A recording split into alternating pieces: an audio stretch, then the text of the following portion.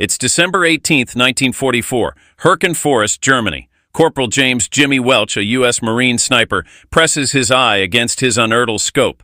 Through the 8-10 times magnification, he sees only gray. The lens is fogged solid, a useless sheet of condensation. Christ, he whispers. Across the frozen ravine, just 400 yards away, German machine gun crews are setting up. He can hear the clatter of metal and their voices in the cold air, but his state-of-the-art scope is blind. This scenario was a brutal reality of the Herken Forest campaign, playing out dozens of times a day. The scope failure rate due to fogging in cold, wet conditions was a shocking 73%. The average time to clear the fog was 18 to 25 minutes. During that time, like the soldier Welch was about to miss, the enemy could move, spot him, or bring in mortar fire. Welch tries to wipe the outer lens, but the temperature differential between the 12 VOIQE Circ Air and his 98.6 Circ face conspires to fog it again within seconds. What Corporal Welch didn't know was that 4,000 miles away in Pittsburgh, a 52-year-old jeweler named Samuel Rubin had already found the solution. It was a technique so simple, so obvious, that it made every optical engineer feel like an idiot. The crisis: expertise's blind spot. The problem was basic physics.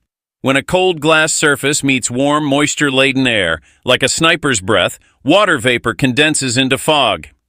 On the frozen battlefields of World War II, this was catastrophic. The failure data was grim. The Battle of the Bulge saw 841 sniper scopes reported non-functional due to fogging. Sniper effectiveness was down 64% from summer operations. The U.S. Army Ordnance Department convened experts to solve the crisis. Their solutions included lens heating elements, costly and $340 per unit, and failed because the batteries died in the cold and the weight increased too much. Nitrogen purging, expensive to retrofit, $85 per scope, and useless once opened in the field for cleaning. Glycerin coating, attracted dust, distorted the image, and was reported by snipers to be worse than the fog. The expert consensus in November 1944 was disheartening. The problem was unsolvable for 18 to 24 months, until major advances in chemical engineering could be made. Casualties attributable to scope failure were estimated at 400 to 600 per month across the European theater. The jeweler's simple insight: Samuel Rubin was the last man who should have solved this crisis. He was a high school graduate, a jeweler, and a watchmaker. He never attended college, never took a physics class. His tools were loupes, screwdrivers, and polishing compounds. But his nephew David, an Army sniper, sent a letter home complaining, "Uncle Sam, my scope fogs up every damn morning. Can't see anything." Sam read the letter while looking up at his own shop window, fogged from the cold Pittsburgh November outside. He had dealt with this problem for years. His solution for his display cases, learned from his father-in-law, was simple. Rub a very thin layer of soap on the glass and buff it clear. The soap molecules prevented the water vapor from forming a solid sheet, instead letting it bead up and sheet off. Could it work on a rifle scope? The thought was absurd. But on November 5, 1944, Sam experimented. After 2 failed attempts, he perfected a paste.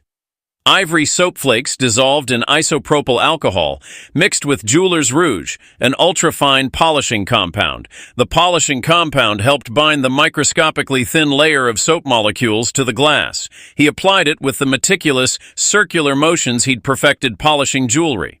He took the treated lens outside to let it get cold, brought it into his heated shop, and breathed on it. The lens stayed clear. The moisture beaded up in tiny, nearly invisible droplets that didn't obscure the view. From workbench to battlefield.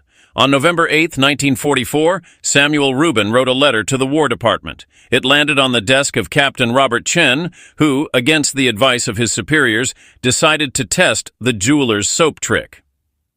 On November 15th, at the Frankfurt Arsenal Optical Testing Laboratory, 6 scopes were exposed to brutal conditions: a 5-bar Circus cold chamber, then a 75-bar Circus heated, humid room, and direct breath contact. The results were undeniable. Untreated scopes fogged completely in 3 to 5 seconds and took 12 to 18 minutes to clear. Treated scopes remained 85 to 90% clear. The moisture formed tiny beads and ran off, maintaining visibility. The engineers, with their PhDs in advanced research, were furious. But Colonel James Blackwood, Assistant Chief of Ordnance, slammed his hand on the table. Gentlemen, I don't care if the solution came from a jeweler, a janitor, or a trained chimpanzee. If soap fixes it, we're using soap. The cost was only about 40 cents in materials and took just 8 minutes to apply. By December 10th, 500 treated scopes were distributed to sniper units in Europe, each with a kit and simple instructions written by Sam. On December 22nd, Corporal James Welch, the sniper from the opening, received one. At 06 at 20 hours, in heavy fog, he pressed his eye to the scope. It was clear. He took his first shot at 0647, eliminating a machine gunner. His scope never fogged. He wrote in his report, "New scope treatment is a game changer. I've been able to operate effectively in cold conditions. Whatever they did, it works." The legacy. The statistical analysis was conclusive. Treated scopes showed an 180% increase in operational capability, and sniper-confirmed kills per week rose by 228%. Enemy machine gun position survival time was cut by more than half. Post-war analysis estimated Sam's simple treatment directly prevented 400 to 600 American combat deaths. Samuel Rubin refused all offers for awards and patents. "Men were dying. How could I profit from that?" he said.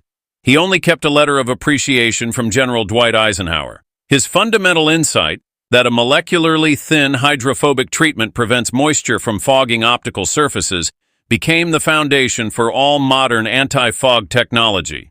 Today, the descendants of his jeweler's trick are in every military optic, camera lens, ski goggle, and pair of anti-fog eyeglasses. Sam Rubin proved that innovation isn't about degrees or budgets. It's about seeing a problem you've already solved in your own life and refusing to believe it's too complicated for a simple answer.